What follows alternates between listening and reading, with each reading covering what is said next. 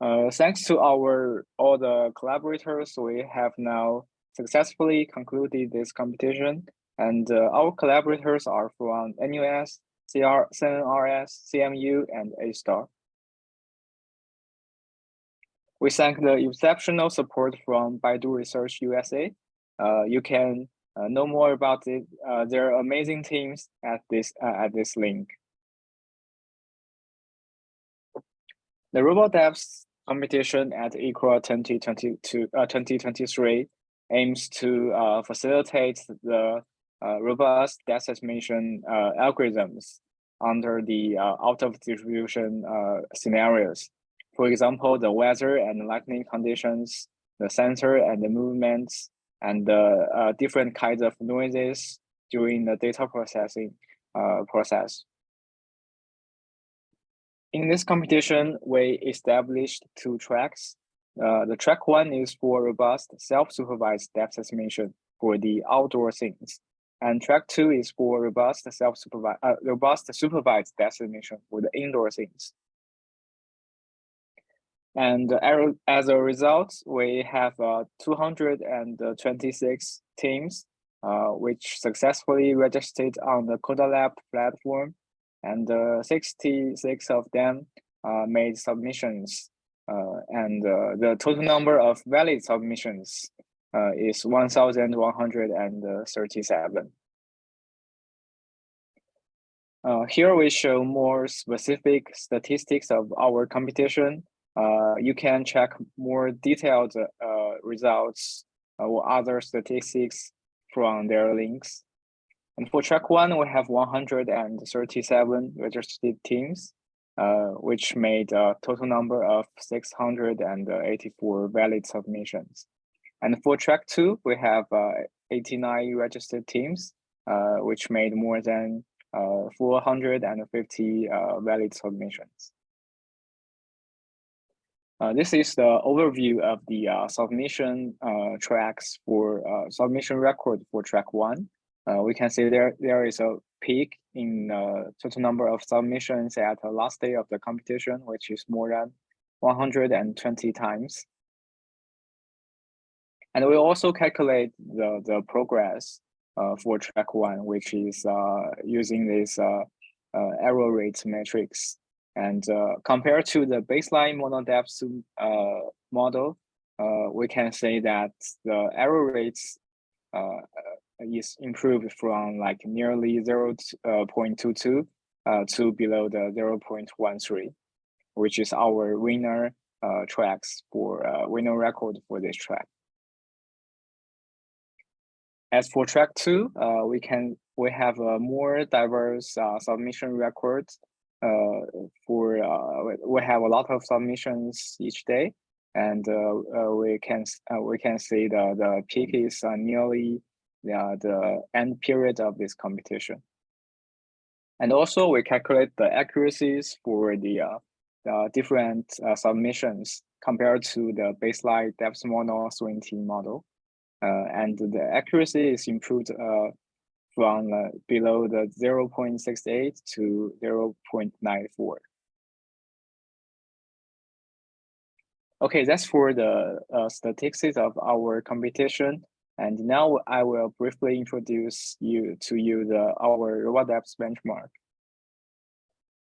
Our benchmark has 2 tracks. The first one is for corruption robustness, and the second one is for stylization robustness. For the corruption robustness, we designed 18 corruption types from 3 main categories: the weather and lightning conditions, the sensor and the movement, and also the noises during the data processing.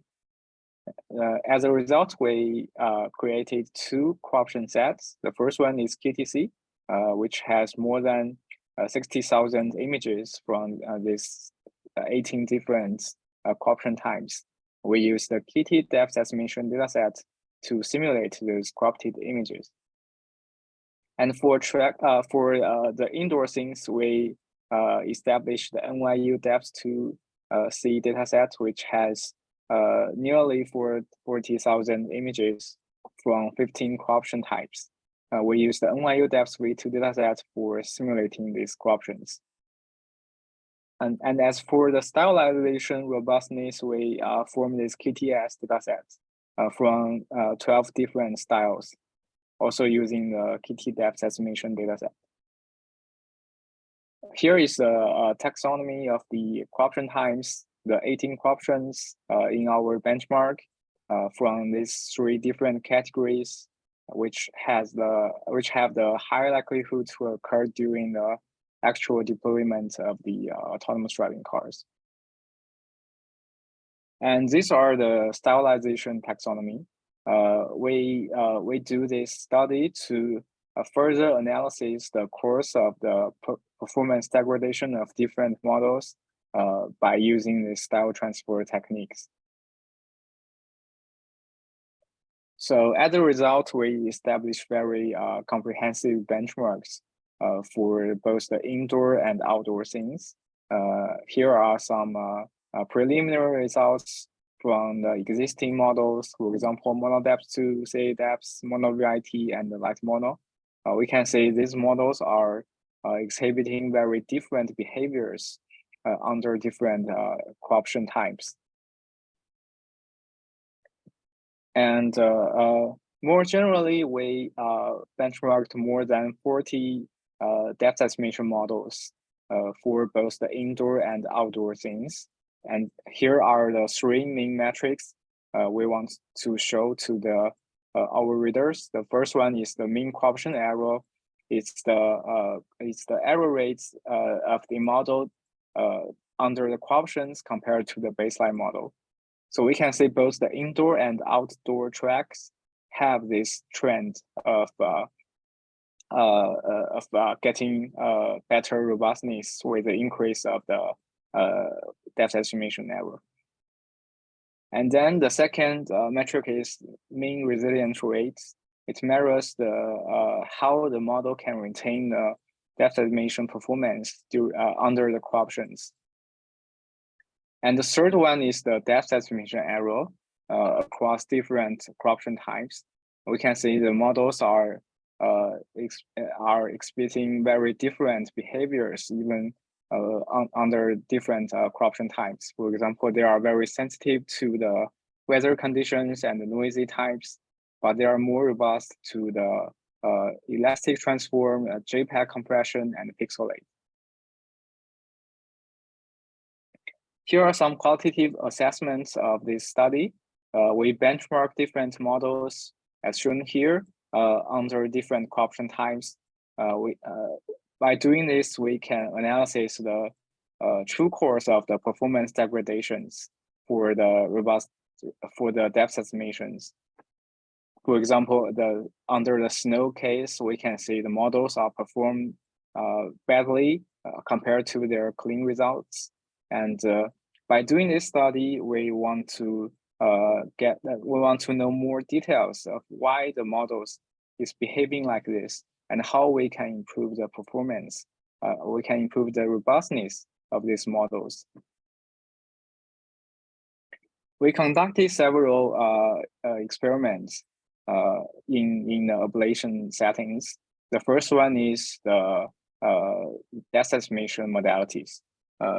As we know that there are 3 main types for monocular depth estimation. The first one is using the monocular images, and the second one is using the stereo pairs, and the third one is the combination of both the monocular and the stereo inputs. We can say that the monocular one is the most robust choice for under the corruptions interruptions. And the stereos tends to be the worst because it relies on the left-right consistency between the 2 cameras, but the corruptions are not consistent in these 2 cameras. It will disrupt these consistencies for the depth estimation models to make the accurate prediction. And the second and the third study is for analyzing the effects brought from the pre-training and also the resolution of the inputs. We can say that the pre-training can improve the overall robustness of the models, except for the snow, which the no pre-trained version performance better than the pre-trained version. And as for the resolutions, we can say that the high resolution choices are always better than the low resolution one, especially for the noisy types.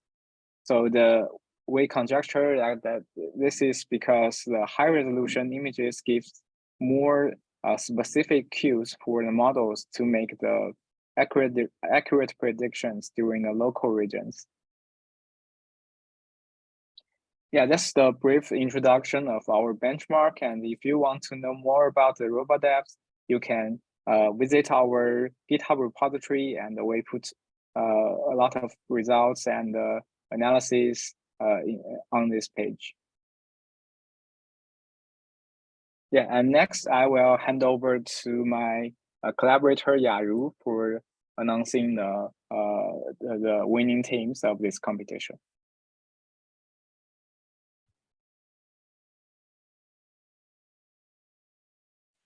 Okay, great. Thank you, Lindong, for the detailed introduction of our competition and the RoboDepth benchmark, and your great efforts to make this event possible. Then we'll have the award ceremony. So we have 5 winning teams for track 1. Next slide, please.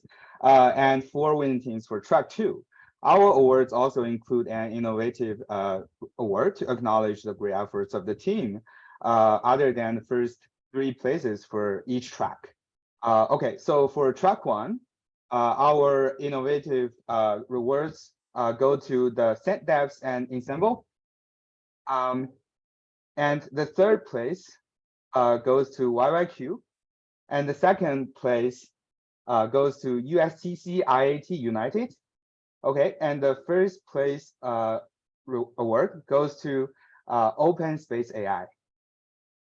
Congratulations. And for track 2, we have 1 team winning the innovative awards, which is AIIA RDEPS. And our third place award goes to GAN CV. The 2nd place reward goes to Open Space AI again. Congratulations. And the 1st place award goes to USCC and NetAce Fuxi. Congratulations again for each team to winning these rewards and your great efforts. Thank you. Okay, then we'll have the spotlight talks. So we have 5 spotlight talks for track 1. Each spotlight talk will last about 5 minutes. And after the spotlight talk, we might have a Q&A session for those online presenter. Like for those team who wants to play the pre-recorded video, please let us know if you are here so we can have the Q&A session. Okay, then let's go to the first talk of track 1. The first talk is given by Sandeps from BUPT, ICT, and Chinese Academy of Sciences. Okay, next slide, please. They achieved an error rate of 0.137. Okay, so yeah, let's go to the talk. Morning, I'm Chen Renze, PhD student at BUPT and ICT CAS. We propose graph-based knowledge distillation to transfer structural knowledge from semantic segmentation to depth estimation. Leveraging semantics improves depth estimation, especially in corrupted environments. Depth estimation is crucial for real-world visual perception, but current models only work on clean data, ignoring common corruptions that occur in practice.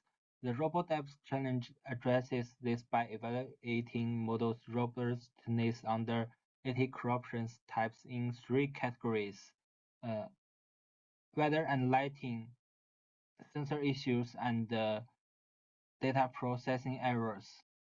Semantic segmentation provides key benefits for depth estimation in corrupted images. Semantic information provides structural guidance, enhances features, resolves ambiguities, and improves robustness for depth estimation in corrupted environments where pixel analysis long struggles. The goal is to estimate depth from monocular images. The challenge is no ground truth depth. We use unsupervised learning and leveraging scene structure. We synthesize views by projecting estimated depth onto source frames. The truth is depth structure consistency between frames. We impose projection constraints with a weighted S-sim and L1 loss and an auto-mask for dynamic pixels. Local textures vary and lack scene structure correlation. Our model focuses on global structure. We adopt morning and train the depth onto source frames. The truth is depth structure consistency between frames. We impose projection constraints with a weighted S-sim and L1 loss and an auto-mask for dynamic pixels. Local textures vary and lack scene structure correlation. Our model focuses on global structure. We adopt an edge-aware smoothness loss to model texture independence. By incorporating this loss, our model learns overall scene structure despite local texture changes. Zero features are correlated but task-specific. We define a channel adjacency matrix relating feature channels. We propose a structured distillation loss using graph isomorphic networks.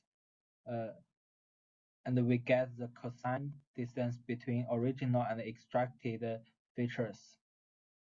This is included in the loss aggregating structure across tasks and enabling knowledge transfer. So we use depth and semantic encoders to obtain depth and semantic features and use our structural distilling loss between semantic and depth embeddings. This enables cross-domain semantic structure distillation to the depth model. The total loss combines photo consistency, edge-aware smoothness, and structure graph distillation losses with weights balancing the constraints. To improve robustness, we use different backbones to train multiple models configurations. We get the depth estimations for each model configuration. We can see that knowledge distillation significantly improved MonoDepth 2 backbone and MonoVIT exceeded DPT based on our distillation technology. Model assembly improved performance over single models, and the table shows model performance comparison. We explored molecular depth estimation, proposed a graph convolutional knowledge distillation integrating information from zero tasks, improved model robustness and performance for depth estimation. We still meet some challenges, including high cost of model assembling, room to improve single model performance, insufficient data for distillation strategy, optimized technical details, richer visual scene characteristics, and modeling needed.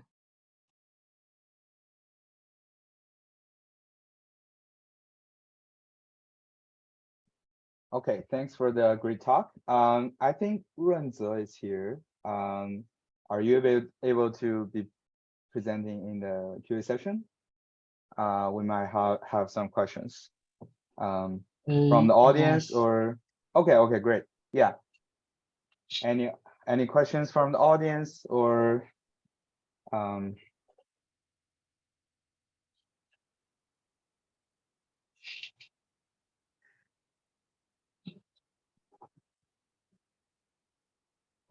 Lindong, you have a question? Okay. Hello, Renzo. Thanks for your detailed introduction of your method.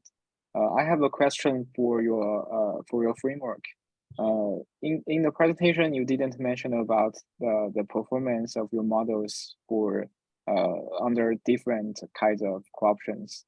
So for because our corruption types are from different resources, for example, the weather and lightning, or the sensor and the movement. So does your framework require some knowledge about these different corruptions so that it can perform well on among different corruption types?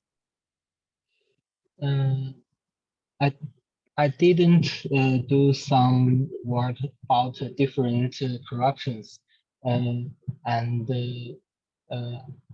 just use semantic informations to improve the total performance of the model under the corruption scenarios, and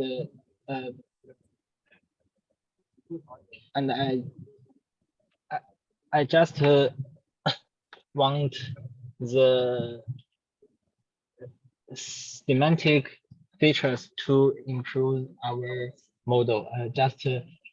I just tried to using some other techniques, just like masking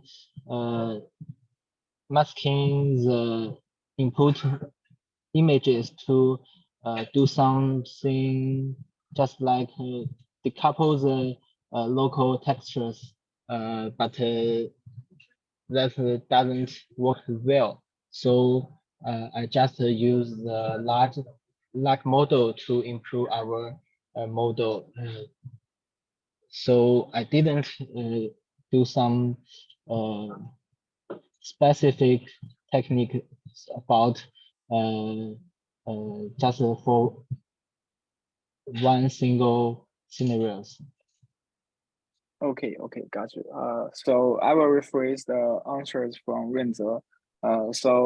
He mentioned about two things mainly. The first thing is that using the masking-based strategies on the inputs it's not likely to help for the improving the robustness. This is one thing. And the second thing is that we can use large models to extract the semantic features. And then these semantic features are helpful for us to improve the robustness of the estimation models. Okay, thank you very much for your answers. And I think we still have one quick question from the audience in the chat. Which data set is the semantic model trained on? Yeah. Yes, we just use the large model SEM, just semantic anything to decode the raw image of our models, and maybe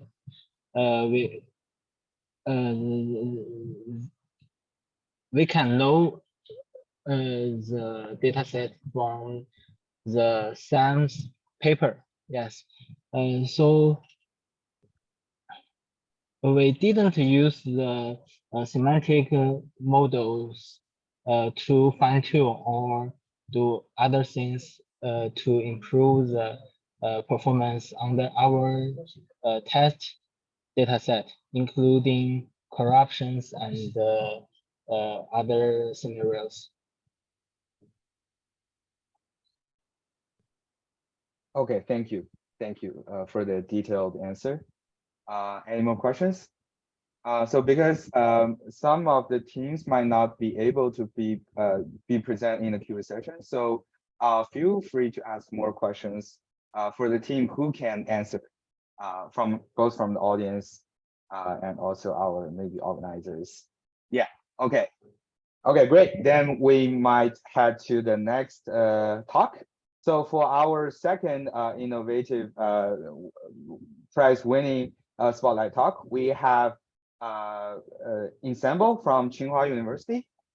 They achieve an error rate of 0.124, and their talk title would be Robust Self-Supervised Monocular Depth Estimation Networks for Unseen Corruptions by Jiale Chen and Shuang Zhang. Okay, let's see the talk. Ladies and gentlemen, thank you all for being here today. My name is Jiale Chen from Tsinghua University. I am honored to have this opportunity to participate the RoboDepth competition and present my research, Robust Self-Supervised Monocular Depth Estimation Networks for Unseen Corruptions.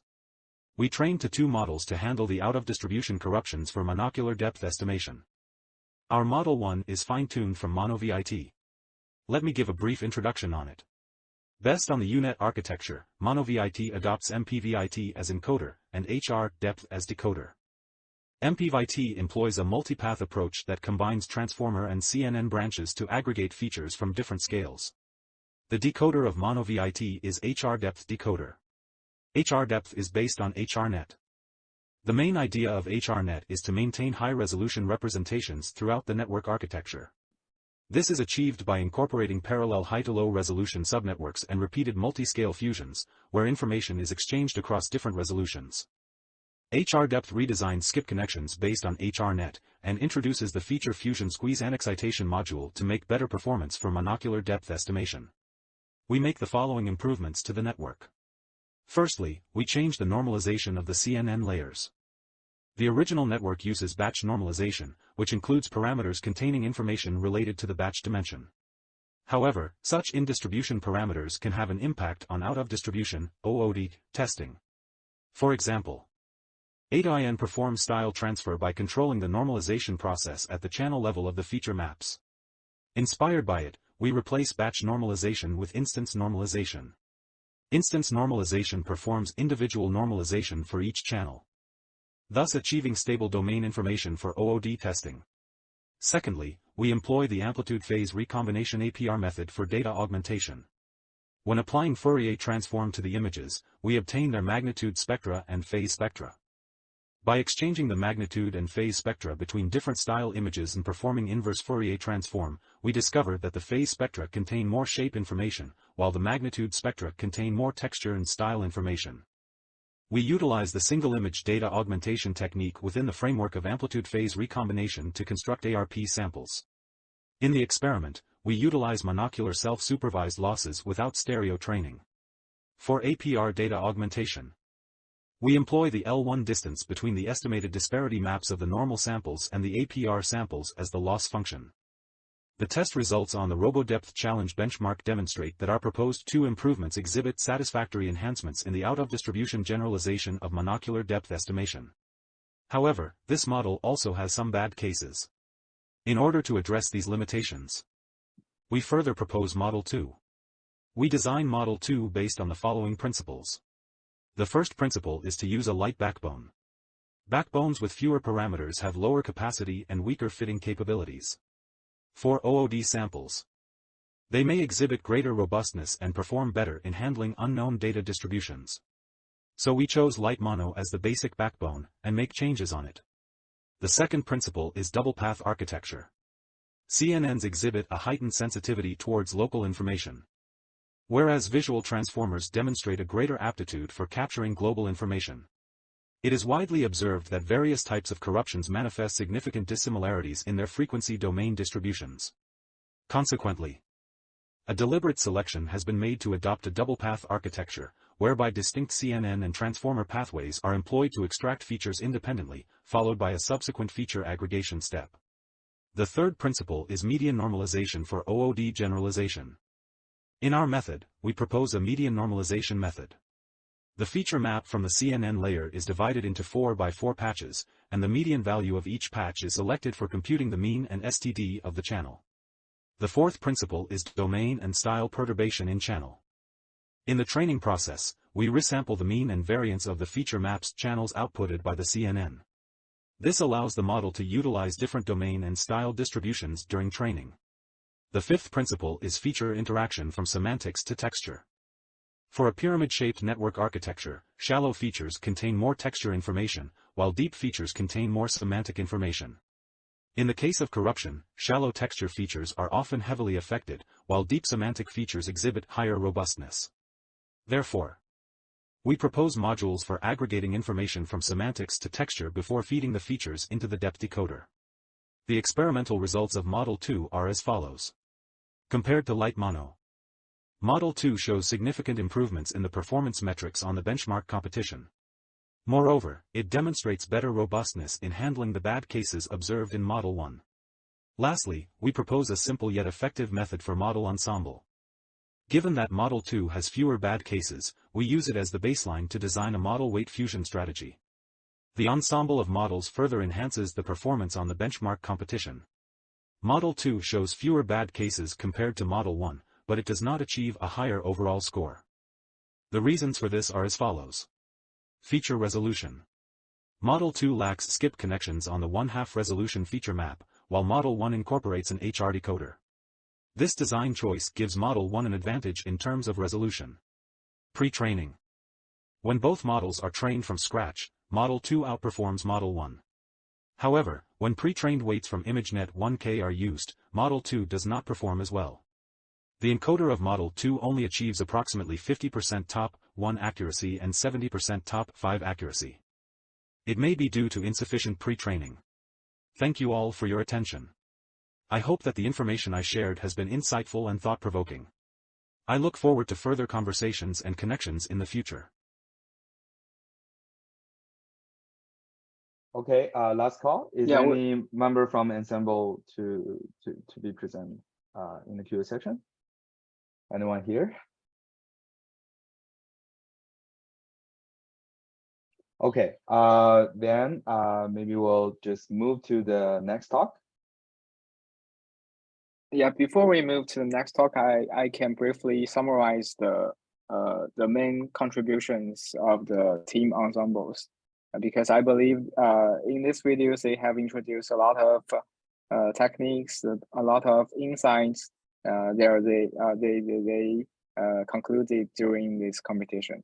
So generally speaking, they have two models: the Model 1 and the Model 2. The Model 1 is based on MonoVIT, which is a transformer-based model, and the Model 2 is based on Light Mono. It's a lightweight CNN-based model with some mixed transformer and CNN operations inside the network structure. So several key insights from this from Team Ensemble. The first one is that we can do the augmentation in a frequency domain. Because a lot of the corruption times are actually the high frequency noises. And if we can design some techniques to filter out those high frequency aliasing effects, then it can improve the overall robustness for the depth estimation models. Yes, and other key insights include, for example, as the previous teams does, we can do the model ensemble to improve the accuracies on the benchmark, which means that we can aggregate the predictions from multiple models with different structures or different augmentations, so we can just aggregate them and to form a better, stronger models. Yes, and the last one is that we can do some hierarchical structures to mitigate the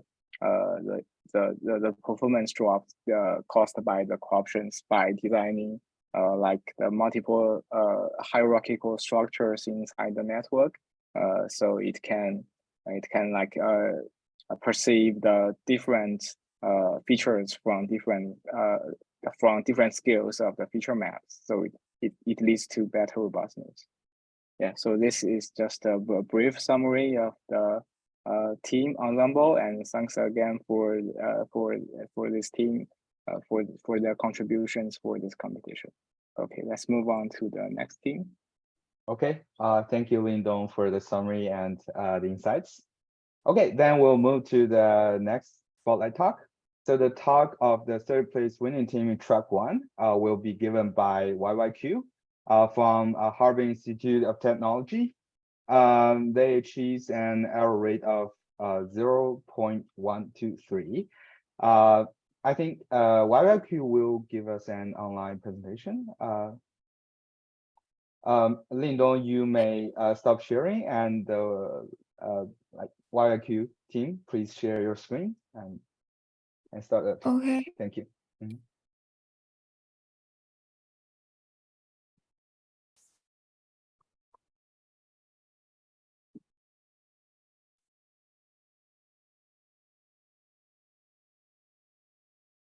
Oh, sorry. Can you hear me? I Yeah, want I to can share hear my you. screen, but maybe this was my first time to use this Zoom. That my Microsoft PowerPoint shows it's unknown, so maybe I need some time to just check it out, so to see what happens.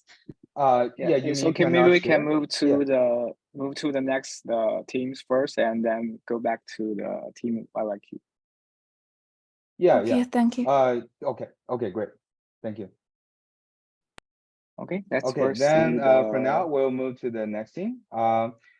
So the next spotlight talk of the second place winning team in track 1 will be given by USTC IAT United from USTC, CSU, and Huawei Cloud. They achieved an error rate of 0.123, and their talk is yeah, you can, yeah, their talk like will be played. Okay. Hello everyone, our team name is USTC IAT USCT, and I will be presenting our solution for track 1. I will now present in 6 parts. Firstly, at the main theme of the RoboDepth challenge, will current molecular and stereo depth estimation methods achieve satisfactory results on clean data? Their performance often disappoints when encountering damaged or unseen data, which frequently occurs in real-world scenarios. The challenges of track 1 in RoboDepth challenge can be mainly divided into 3 parts. Firstly, the order of distribution problem arises when there is a significant difference in the mean between the training and the testing sets. Secondly, any use of the 18 corruption types designed in this benchmark is strictly prohibited. Finally, during the testing phase, images may suffer from significant degradation. Next, we will introduce the method proposed by our team. Firstly, in the training phase, as shown in the figure, our overall framework consists of 4 parts. The first part is the input image sequence or image pile. The second part is MAE for image reconstruction. The third part is data augmentation methods followed by the computation rules. And the last part is to feed the data into the self-supervised depth estimation model for training. Next, for the overall framework of the testing phase, for a single image, we first perform image restoration, then feed the image into the trained model, process the results, and obtain the final output. Regarding the self-supervised depth estimation model, through experiments, we finally selected the model bits and the planned depths, and the experimental results also demonstrate that the model has good robustness. Image reconstruction is a useful data augmentation method.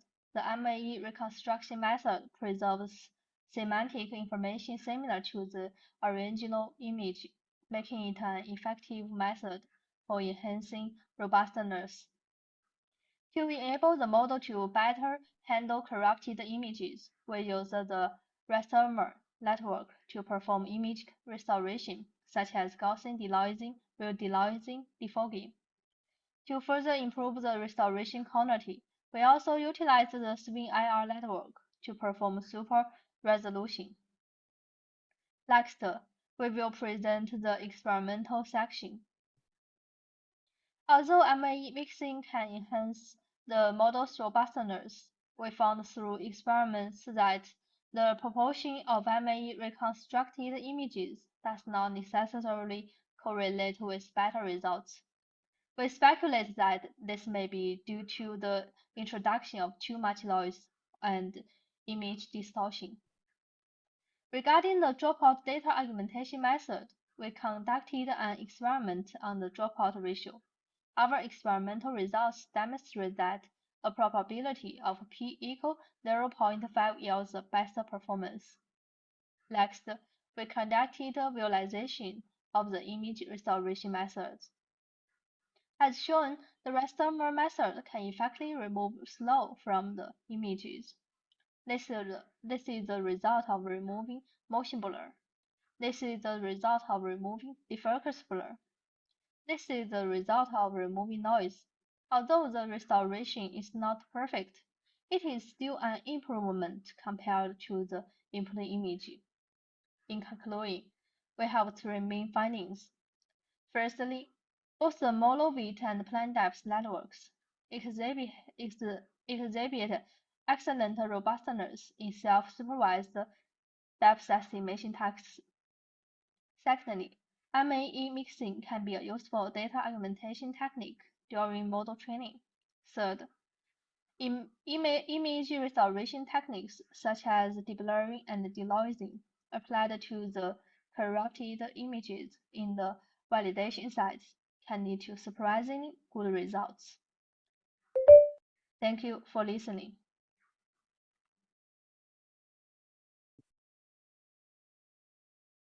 Okay, thank you for the presentation.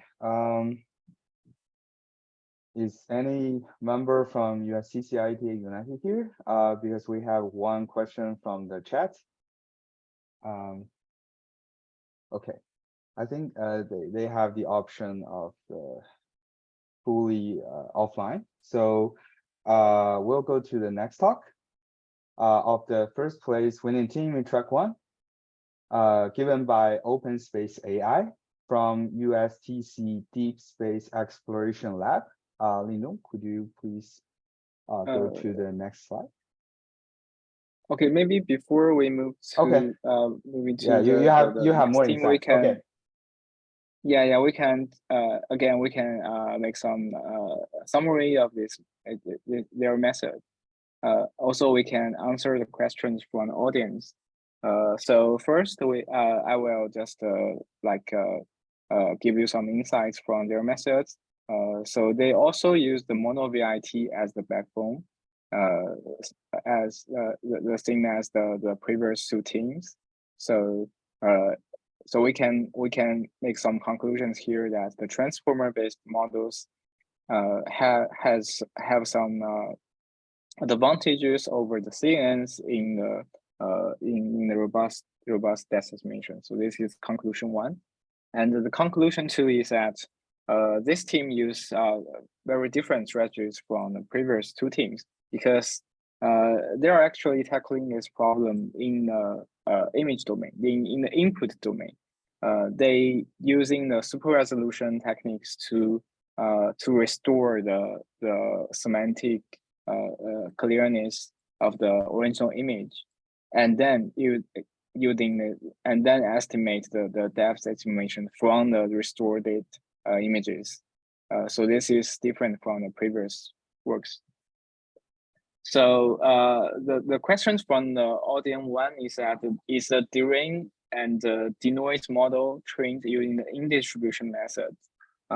So I'm not sure about how did they implement this, but I believe that they are not using the in-distribution method, but they might using some using the super resolution models for trained on other dataset, which can be generalized to the KT dataset. So this is the answer for this question. And the second question is any detailed description of the image restoration you used. So again, because this team is not here today, so we will see how they actually implement this in their technical report.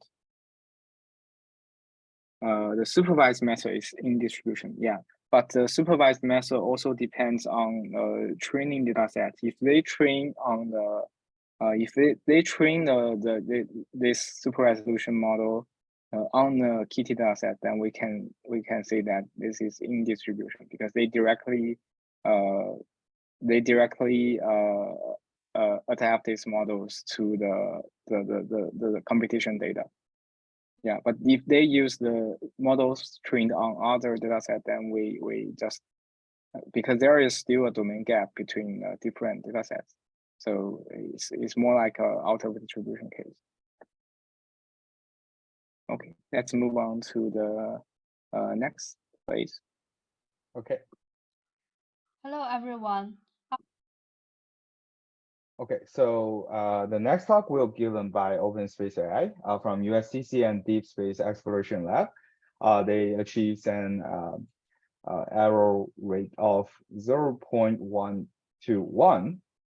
Their talk will be RU depths, improved robustness and uncertainty of self-supervised molecular depth estimation.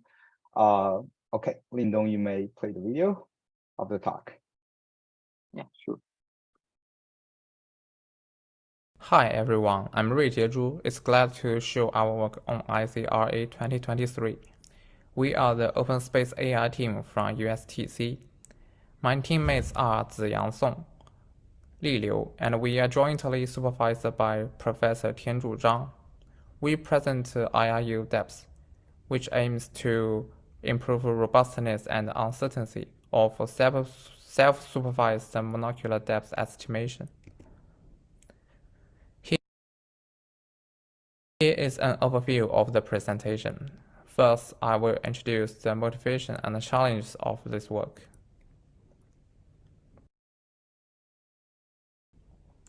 Molecular depth estimation is a fundamental task in 3D vision, which predicts dense depths from a single RGB input image. Compared with the fully supervised method, self-supervised method have the significant advantage of convenient data collection. Although many learning-based methods have been proposed, and promising results have been achieved on depth estimation benchmarks such as Kitty, current methods rarely focus on the out-of-distribution situations. Also, the learning-based method which train on a single clean dataset may overfit due to the dataset bias. We focus on improving the robustness and anti-interference ability of depth estimation model. And plus, if the model cannot predict accurately for all scenarios, we want the model to give the uncertainty of the prediction result. In RoboDepth competition, a test benchmark with 18 common corruption types is given. And we are required to use clean Kitty depth datasets for training. Also, the use of data augmentation similar to the corruption dataset is forbidden, which is a big challenge to self-supervised depth estimation models. Here we briefly introduce some works related to our method. The first one is MonoDepth 2, published on ICCB 2019, which is an excellent self-supervised framework with multi-scale networks and novel depth loss function. On top of it, MonoVIT is proposed with a CNN transformer hybrid architecture. To improve the robustness, we also refer to RoboDepth and ArcMix, which propose methods for evaluating model robustness and enhancing model robustness, respectively.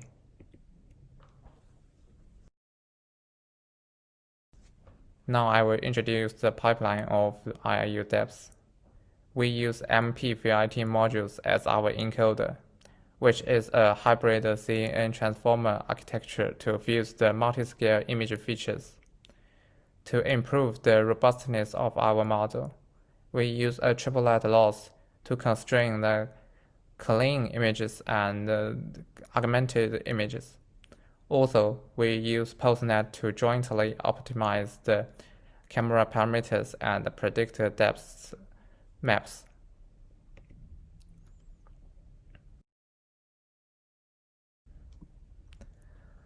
The loss function we use is listed here. Following MonoDepth 2, we use a photometric loss and a smooth loss to constrain precise depth results. And the KL divergence is introduced into a triplet loss to obtain consistent depth prediction among clean images and augmented images. Finally, we use a multi-scale loss to sum up these three losses. In our experiments, we take MP5 base as our backbone, which is a dense prediction model pre-trained on ImageNet. And we also list part of the environment dependencies and the model parameters here. Finally, we will show the example of predicted depths by our method. As shown in the figure, even if the input image is severely incorrupted, RU depths still show consistent depth maps, which reflects the strong robustness of the proposed model.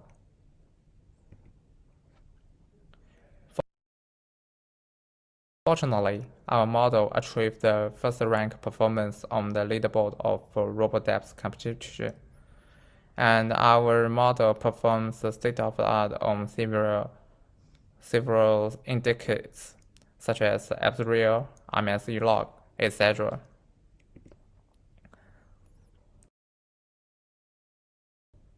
Thanks for listening. If you have any questions, please contact me with the email. Thank you. Okay, so I think Reggie is here, right?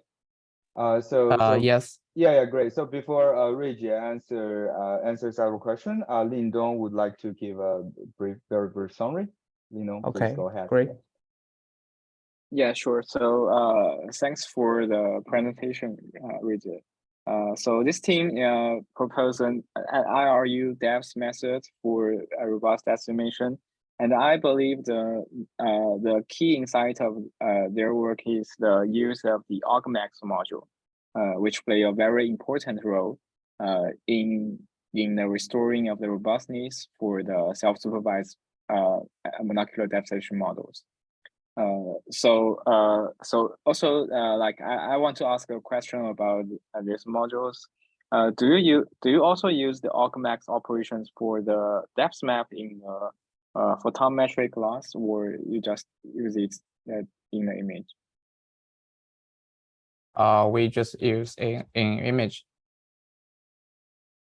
Okay, so do you try any other like mixing techniques, because there are like mix out, Yes. cut mix, cut out? Yeah. Do you have any insights yes. We have this? tried several mix techniques, and after our experiments, we found that the augMix is better than other methods like cut mix up, etc. Okay, great. So maybe in the report, can you give us more detailed analysis about this? For example, you can just compare like between different mixing techniques, like compare between augMix and cutMix, and so that we can get more insight about your method. Okay. Okay, thank you very much.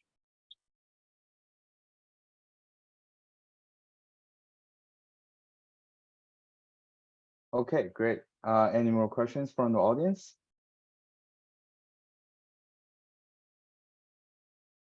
Okay. I think Team YYQ is now available. So I think now we can go back to Team YYQ. Are you here, Chenqi? Okay, great. Please take it away. Okay, can you hear me? Yeah, I can hear you. Okay, here, hello everyone, this is Yuan Xiao from Harbin Institute of Technology. I'm glad to share with you our solution to the self-supervised robust depth estimation challenge. Our main team member include myself, Yuan Xiao, a master student from Harbin Institute of Technology, and Gang Wu, a PhD student also from Harbin Institute of Technology. Firstly, I will review the background setting of this challenge. The challenge stems from the fact that existing depth estimation models are trained and tested on clean datasets, ignoring the out-of-distribution scenarios. Therefore, the challenge sets up 18 common forms of corruption to be used in the final testing evaluation, including weather and lightning conditions, sensor failure and movement, and also data processing issues. Therefore, we can consider our objective in 2 points. Firstly, the method needs to be used in real-world applications to improve the robustness of current models. Secondly, the model needs to be trained on a training set and be robust to both clean and corrupted test sets. So for the first objective, we further consider that whether the model we need in real scenarios should not change the original model architecture. That is, we need to preserving the pre-trained depth models, and so that we do not change the number of parameters and the feature extractions and so on. At the same time, in order to quickly apply it to existing models, I think our models should be as simple as possible and applicable to all depth models. And for the second objective, our method needs to be performed well not only on robust datasets, but also maintains original performance on clean original datasets. This ensures comprehensive projection of vehicles satisfied in real scenarios and achieves model performance. So based on the objective mentioned earlier, here is our approach. Our method consists of 2 parts. First is the joint adversarial training and model ensemble. So here we have achieved a simple way to improve the robustness of all models through joint adversarial training. We have fulfilled the method requirements mentioned earlier and improved the robustness of individual models through the second one we call in the paper like the model ensemble. So in the first part, we use a simple approach to jointly train an adversarial noise generator and a depth model, which improves the robustness of any existing depth estimation model. We obtain adversarial noise to the depth model and use the common reprojection loss in self-supervised depth estimation as the supervised loss for the adversarial noise generator. And you can see the figure on the right shows a simple illustration of adversarial training, where adversarial noise is added to the images to cause misclassification during the image recognition. And in this setting, we use clean multi-frame images as the inputs to the adversarial noise generator, and we can obtain the adversarial multi-frame images. So in the complete model architecture, we use a subset of multi-frame images for adversarial training. We input both adversarial and clean images equally into the encoder, decoder, and host network, and without changing the original model architecture. And in the challenge, we use the model IT as our baseline. So the image reprojection loss also acts as a constraint on the corresponding adversarial generator, making it a very simple way to improve the model's robustness.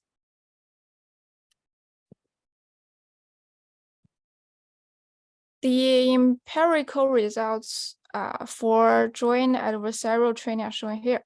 And it can be seen that our adversarial training can improve the performance of mono-variety base and mono-variety small by about 15% and 80% respectively. On the provided corrupted test side, moreover, the model's performance remains unaffected on the clean KD-RAW benchmark, ensuring that the model maintains accurate depth estimation regardless of ideal or corrupted scenarios. And after completing the joint adversarial training, we perform model ensemble. Specifically, we verify the performance of mono-variety small with and without mono ensemble. So as the mono-variety small, as the mono-variety base, which improved by 3% and 6% respectively. And finally, considering that different parameter sizes can also cause the model to focus on different features. So in the end, we assemble the mono-variety small and mono-variety base models to achieve the best performance in our final summation as the last line. And this is our all team members. And that's all. Thank you. Okay, thank you. Thank you very much for the insightful talks. Lindo, do you have anything to summarize, or we can go to the Q&A session? Yes, sure. Let Okay. me first summarize their method. First, thank you very much, Yuanqi, for your amazing presentation. And from my understanding, the two main contributions of your method is firstly, the use of adversarial training to achieve better robustness, and also maintain the data estimation performance on the clean dataset. So this is a very promising way to achieve better robustness. And the second contributions, and is similar to the previous teams. You use the model ensemble to aggregate the predictions from mono-variety small and mono-variety base, and to generate the better results. So one question for the first contribution is that how do you design the loss weights to balance the loss between the adversarial loss and the original depth estimation loss?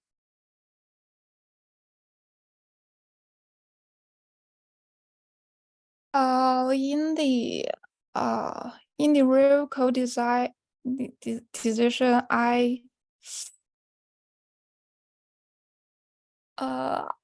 I'm not respectively to set that a specific number to balance them. I just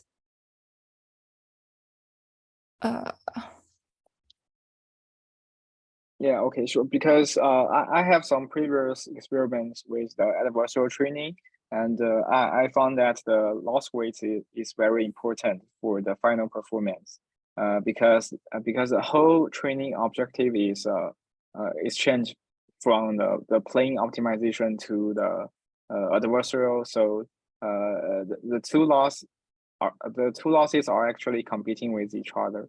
So I think it's better for you to further explore the loss weights to see if modifying the weight of the adversarial loss can even improve the final performance of your model. okay, I see. Yeah, okay. Thank you very much for your thank you very much again for your presentation, and let's hand over to Yaru. Okay, you may go ahead and share the screen. We'll go to the second part of our spotlight talks on track 2, the fully supervised learning track. Okay, the first innovative prize winning team, AIIA, RoboDepth, will from Harbin Institute of Technology, will give us a talk So they achieve an accuracy of 0.861. They'll give us an online presentation. So Lindong, you may stop sharing, and the team of AIIA, you may go ahead and share the screen. Okay, can you see the screen and hear the Yeah. voice? Yeah, I can see the screen and hear the voice. Yeah. Okay, so hello everyone. I am the Sun Ao from the Harbin Institute of Technology. I'm the undergraduate student, and I'm glad to share our method with others. And the title of our method is the robust data argument, masking and recombination in the spatial and frequency domains. So talk about the background shortly. We have the 18 corruptions on the data set. So we need to train on the a clean data set, especially on the NYU data set. And we need to test on the competition data sets which have used the 18 corruption. So the motivation is that we watch the 200 of the dataset pictures carefully, and we found that the corruption effect in the computation adds high frequency interference to the original image and brings significant change to the local information. So as a result of that, we, in order to fix it and fix the change to the local information and high frequency interference, we performed a robust data argument from both spatial and frequency domains to obtain the global information of the image and attacking images on the high frequencies. So here are a brief overview of our attack way. And so let's talk about the method. And so firstly, we use the transformer as our baseline. And I think maybe everybody is very familiar with the this model, which use the transformer to gain the global information and use the CNN to gain the small range information. And so let's talk about the method we use in the data argument in the spatial domain, which we briefly call the SDA. And so that is as the same the cutout or any method which use a mask. So we use the four steps to doing our data argument. We firstly randomly select an endpoint, and we generate a mask images based on this point. And thirdly, we merge all the masks together. And in the end, we obtain the final image through the mask. So only use the SDA method, we have gained an 0.23 by the baseline, which is a transformer. And so before the data argument in the spatial, we secondly have the method that the data argument in the frequency domain, which we briefly call the FDA. And so that is a original picture. And so we rotation it to maybe you can call it a tag picture. And then we doing the FFT to get the absolute picture of it. And then for the attack picture, we mask it, especially in the highly frequency, in order to attack on the high frequency area. And so we retain the low frequency information of the original picture, and we obtain the high frequency information of the attack picture, and we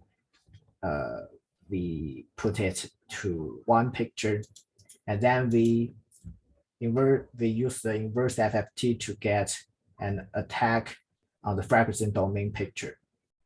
So the previous method that called the APS have is our base method, but the difference is we observe the difference between the high and low frequency. So by the FDA method, we have maybe the same in the AI in the A1, and so we put the two questions together. We put our two methods together, and we get the whole full method. And you can see that it is a 0.861 and is 0.36 than the baseline. And so thanks for watching. That is all for our method. Okay, thanks for the great talk. Lindong, please go ahead and share the screen. Okay. Yeah. Okay. Any summary or any question from the audience? Okay. Yeah, sure. Thanks for Team AIIAR Depth for your presentation. And yeah, because we are entering into the track 2, so the methods become a little bit different from the previous presentation. And for the method in this team, there are two different techniques proposed. The first one is targeting on the spatial domain, and the second one is on the frequency domain. So this is also being pointed out by the previous team from Tsinghua University. So it's very important to analyze how can we improve the robustness from the frequency domain. So this team give us a very good examples of how we do this kind of research. They first analyze the images, the cropped images, and then they make some observations about those images, and then they design their techniques based on their observations. So this is a very intuitive way of doing research, and yeah, their methods is achieving very good performance on the track 2. So this is a brief summary of their methods. And is there any questions from the audience about their method? Yeah, I think we have one question from the audience in the chat. I'll just read it. When applying FT, what's the intuition of rotating before FT? What's the difference if I only apply FT without rotating while masking high frequency signals?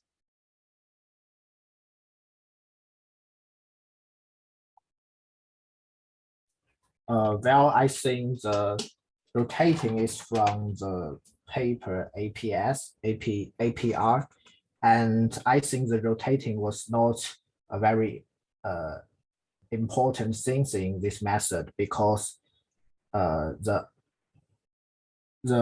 only aim to use the rotating is just to have a different on the high frequency domain. So you can just, if you do not use the rotating, you can, such as you can put another picture on it, or you can flip it. I think that is also okay. Okay, to just to recap for our answers. So the use of rotation is to generate these high frequency patterns, so that we can use FT to further improve the performance. But any other like augmentations which can also form this kind of high frequency patterns can also be used in this framework, right? So I believe this team can have like a better exploration of different kinds of augmentations used in their framework to form this spatial spatial domain thing to improve the performance.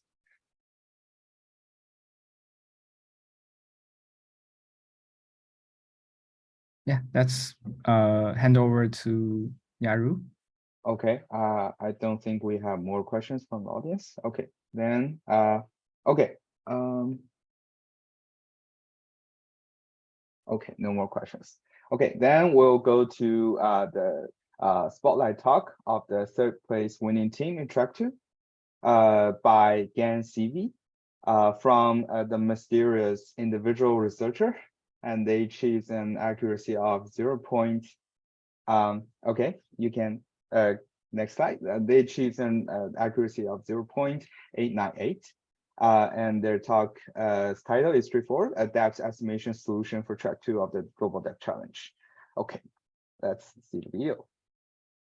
Hello, everyone. We are the team that participated in RoboDepth track 2 and won the 3rd place on the track. Our team members are Huang Jiamian and Li Baojun. Today, I'm glad to be here to present our work on depth estimation for track 2 of the RoboDepth challenge. As shown in the PowerPoint, I will introduce our work according to the catalog, including introduction, method, implementation, and results. The task of this competition is to make the model to robustly estimate the depth of monocular images under the common corruptions and out-of-distribution situations. So, in the competition, the use of data augmentation will be strictly limited. The metrics for evaluating model performance are the same as those in the monocular depth estimation toolbox. There are a total of 9 metrics. The training dataset is from NYU Depth Dataset V2, which includes about 24,000 image depth pairs. The evaluation set includes 200 corrupted images. In this competition, we adopt the AIT and the MIM depth estimation as base models of our framework. When the monocular image is input into these 2 models respectively, the different depth estimation results would be obtained. We combine the 2 results by weighted averaging to get the final results. In here, we select the weight of 0.6 to the AIT depths and the weight of 0.4 to the MIM depth estimation depths. This is the framework we used in this competition. In the framework, we select the Swin transformer series as the backbone for both models. This is because the Swin transformer series are currently a popular backbone. In downstream tasks, its general purpose nature is better than others' backbone. Also, it has better performance on the ImageNet dataset. Based on the above reasons, we chose Swin transformer V2 large as their backbone for the both models in the framework. The Swin transformer V2 large are pre-trained with CMIM on the ImageNet dataset. Data augmentation has a great performance improvement for the training of the monocular depth estimation model. Due to competition requirements, we only use random horizontal flip, crop, brightness, and gamma. All the random augmentations are set with the probability of 0.5. We list the effects of using these data augmentations in our technical report. Experimental comparisons show that both models' performance improves with these data augmentation methods, especially random brightness and random gamma. We also adopted a mask strategy. On the AIT model, we used parameters with a mask patch size of 16 and a mask ratio of 0.5. While on the MIM depth estimation model, we used 32 and 0.1 respectively. Regarding the selection of the mask strategy, we listed relevant experiments in the technical report to prove the necessity of using the mask strategy. We also explore how to integrate the both models in order to obtain better results than individual model. We tried the averaging method and the weighted averaging method, and finally found that the latter method is better than the former one. Furthermore, we compared the influence of different weights on the integration results. and found that the weights of 0.6 and 0.4 can achieve better integration depth estimation results. This PowerPoint illustrates the training process of the both models. For the AIT model, the training process is divided into two stages. In the first stage, the most critical thing is to reduce the validation loss of the model to 0.0 to 1. On the right is the training details about the MIM depth estimation model. This page presents the results of our proposed solution. The table clarifies that the results of the ensemble model are better than the individual models on night metrics. The rankings show using our solution achieved third place in track 2 of the RoboDepth challenge. That's all our reports. Thank you.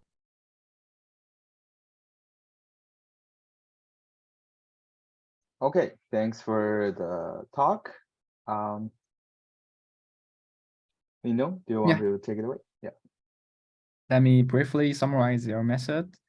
So this work is again have like some similar ideas as the previous work. The first one is the model ensemble, which they combine the two different models in their single framework to achieve better robustness. This is again verifies the importance of using like different model structures, different augmentations for a single model or for two models to achieve better robustness in that estimation. And the second technology is the use of the masking strategies in the input. So this is like different from the previous work in track 1, which they also tested the usage of masking strategies. But from their results, from the results in track 1, that we can know that using the masking based method directly on the input stage is not working. But for track 2, because track 2 has the ground truth supervision signals, so we can better leverage the simple masking strategies to improve the performance. So I think this is a major difference between these similar ideas on these two different tasks. Yeah. Okay. Let's hand over to Yaru. Thanks for the summary. Hello. Okay, then we'll go to the spotlight talk of the second place winning team in track 2 from Open Space AI from USTC and Deep Space Exploration Lab. I just want to confirm if Open Space AI team is here. Okay. Yes. Okay, great. Yeah. We'll first play the video and you can answer questions during the Q&A session. So the Open Space AI team achieves an accuracy of 0.928, and their talk will be diffusion model for robust depth estimation. Okay. Hi everyone, I'm Li Liu. It's great to have the opportunity to show our work at ICRA 2023. We are the Open Space AI team from UITC. My teammates are Rui Jiezhu, Ziyang Song, and we are jointly supervised by Professor Tianzhu Zhang. Today we will present our method that uses the diffusion model for robust molecular depth estimation. Here is an overview of the presentation. First, I will introduce the motivation and challenges of this work. Molecular depth estimation is a fundamental task in computer vision and is crucial for science understanding and other downstream applications. However, many learning-based methods train and evaluate on the subsets of individual benchmarks and usually share similar characteristics and bias, which can lead to overfitting and poor performance on out-of-distribution datasets. To achieve a good generalization on the out-of-distribution situations, we focus on improving the robustness of the depth predictor by enhancing the model's understanding of semantic information. In RoboDepth computation, we are provided with a dataset that includes 18 types of corruptions, and our task is to accurately estimate the depth while training on a clean NYU depth V2 dataset. The objective is to improve the model's ability to generalize to auto-distribution sense. Also, the use of data augmentation similar to the corruption is forbidden. Although the indoor NYU dataset of Track 2 doesn't incorporate all 18 types of corruptions, it still presents a significant challenge. Now I will introduce the pipeline of the method we have proposed. Firstly, we start with an input RGB image and its corresponding description, such as a photo of a bedroom. We extract features using a pre-trained VQ-GAN image encoder and a clip text encoder. Then we utilize a diffusion model's unit as the backbone, which outputs different resolution feature F at 4 different levels, as well as text feature C and cross attention maps for each resolution of F. Finally, we concatenate the cross attention maps and F as the input to the depth decoder and obtain the final depth map. Such operations enable the pre-trained models to leverage high-level semantic information to get molecular depth estimation. And this is the data augmentation technology we employed, which consists of operations that do not overlap with the original 18 types of corruptions. We apply standard data augmentation technologies to our dataset and then blend them together with random weights. In our experiments, we take Stable Diffusion as our backbone. We also share part of the information about the setup, including the environment and model parameters we used. Finally, we present a visual example of our results. As shown in the figure, our method can still predict reasonable and accurate depth map and various corruptions. Our results rank second in terms of the A1 metric, but we outperform other methods in various other metrics such as A2, A3, SI log, which demonstrates the robustness of our approach. Thanks for listening. If you have any questions, please contact me with email. Okay, thanks for the presentation.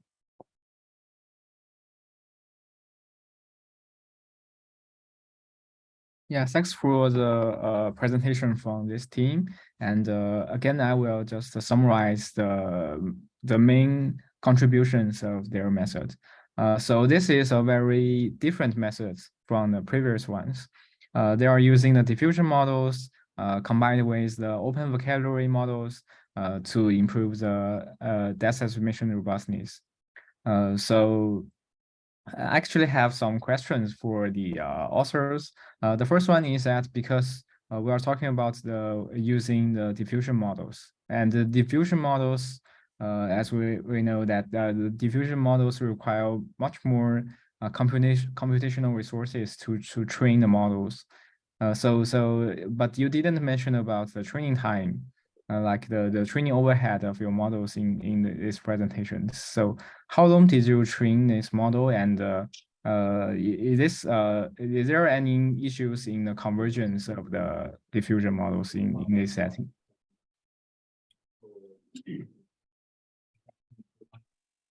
Indeed, we just use the pre-trained Stable Diffusion model and fine-tune the model on NYU. Okay, so how long does the fine-tuning cost for like how long did you train? How long did you fine tune the models for this track? For the about 30 hours.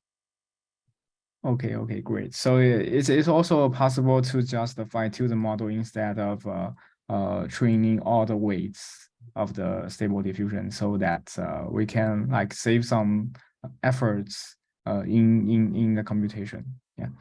And the second question is that can you show some like intermediate results? For example, during the earlier stage of the diffusion process, and goes to the later stage of the diffusions, so that we can have like a better understanding of how your method is working in this case. So it's better to like include those ablation results in your final reports. Okay, I will show it in my report, in my technological report. Okay, thank you very much, and Okay. thanks again for your presentation. Yeah, actually I have a very high level question. So what's the insight to use the text or language guided method to enhance the robustness, like just the high level insights?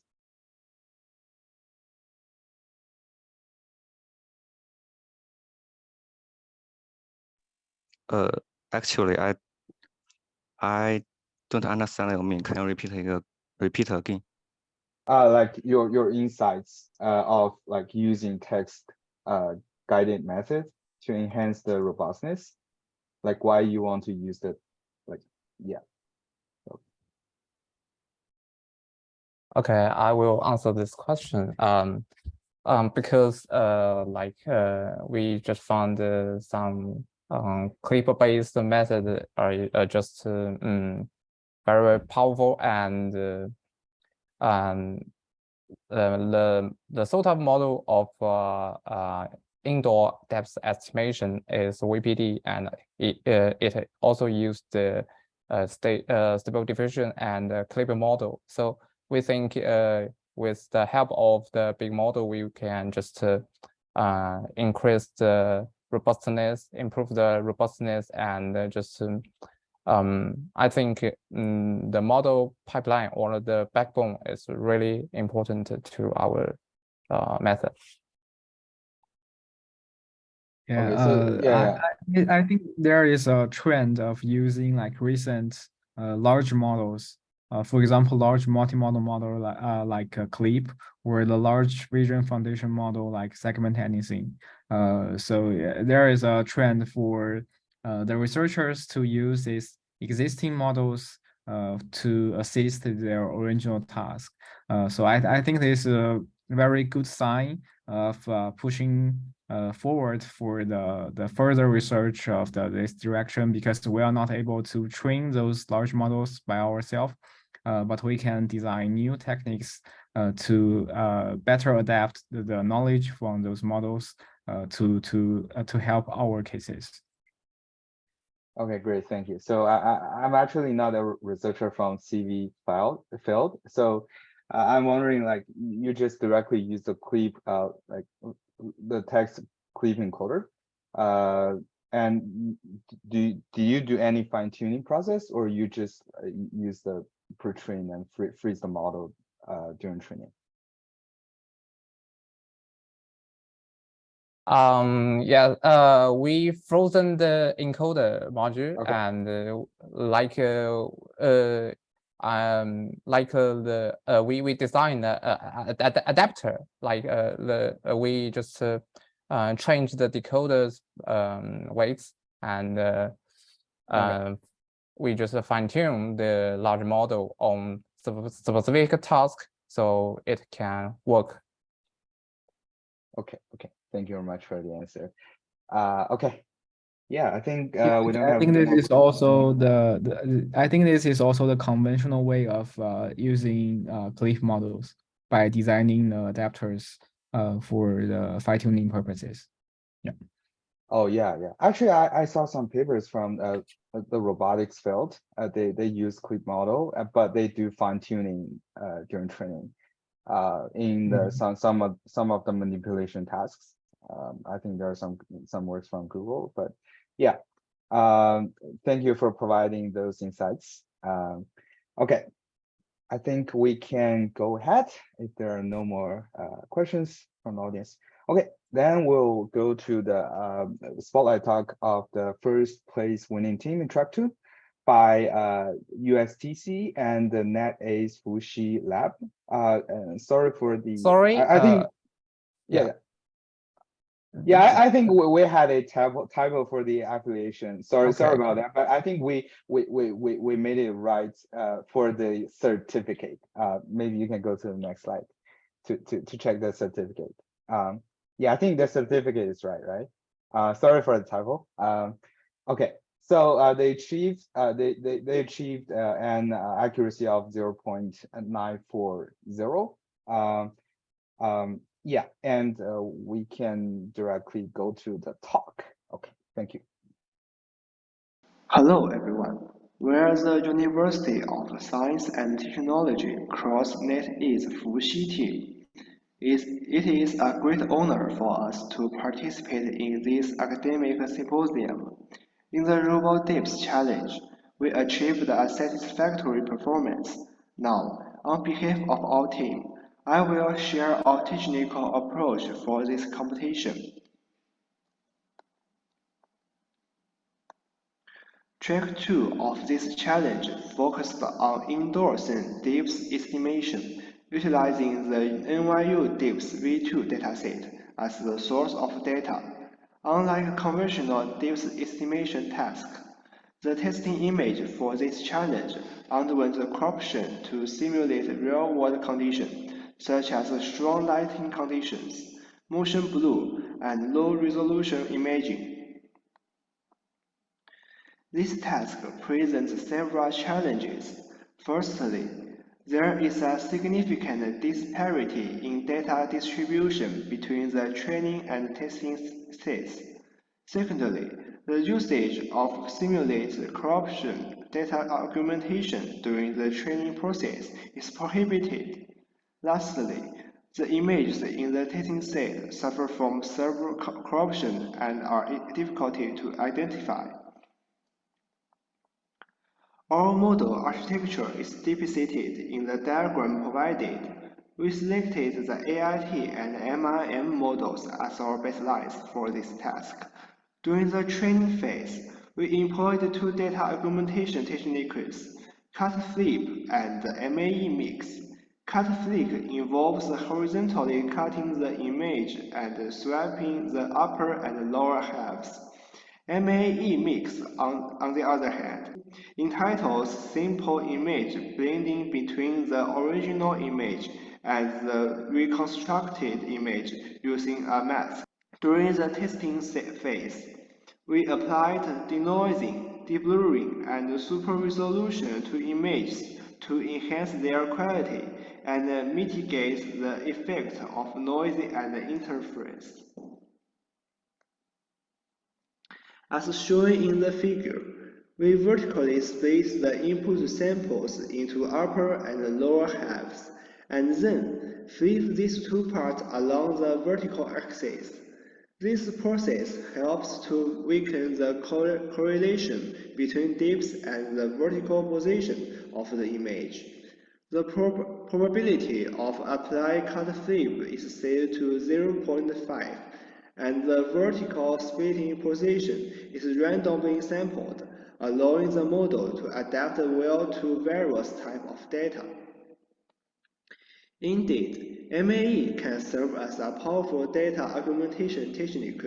One effective approach is to mix the reconstructed image with the original image, thereby transferring the perturbations introduced by the MAE reconstructions onto the original image. This process helps to incorporate the variations and distortions captured by the MAE into the original image, resulting in enhanced data augmentation and improved model robustness.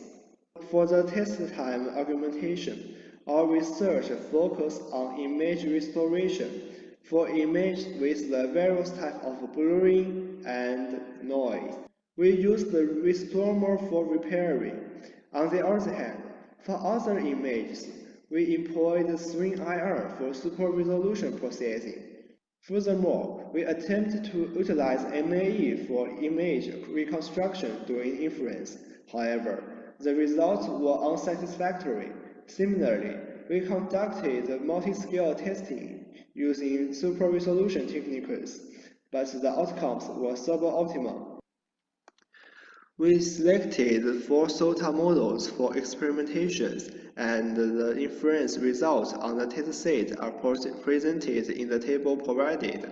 Among them, both AIT and MIM demonstrated relatively superior performance, making them highly suitable for the task of this challenge.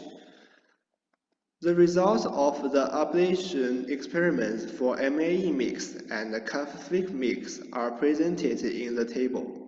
We observed that the optimal data augmentation combination differ for AIT and MIM. After applying data augmentation, AIT achieved a performance of 19.3%, while MIM reached 91.5%. Post-processing for interference reduction led to additional improvement in performance, with scores reaching 92.2% and 92.87% for AIT and MIM respectively. Finally, we performed a model fusion on the obtained results using weighted average ensemble and classification ensemble approaches, and we achieved a final score of 94%. We conclude our presentation here. Thank you all for your attention.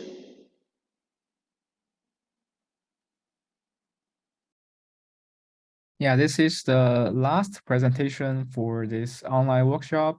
And let me first summarize the key insights from their methods. So yeah, as this slide shows, there are 3 main modules in their framework: cut flip, MAE mix, and the super resolution techniques.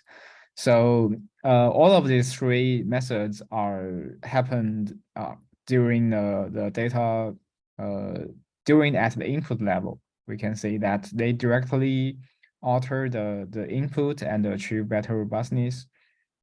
So the cut flip is to swap the image regions, the upper and the lower image regions for a single image, and it can be regarded as some kind of augmentations, but without hurting the scene structures of the horizontal direction. And the MAE mix is also as mentioned by previous teams, they use the masking-based strategies to improve the robustness, which is again a very tested way to improve the model robustness. And also the use of super resolutions to restore the information lost in a corrupted image is also has been applied in one previous team, and it shows very good performance. So there is a question from the audience. Maybe I'll read it. So this question is from Rijie. Rijie said, actually, I tried ZOD before. However, does it obey the rules of competition because it actually use more depth data sets during training? Yeah, so this is this problem also occurs for several previous teams of using clip or segment anything models. But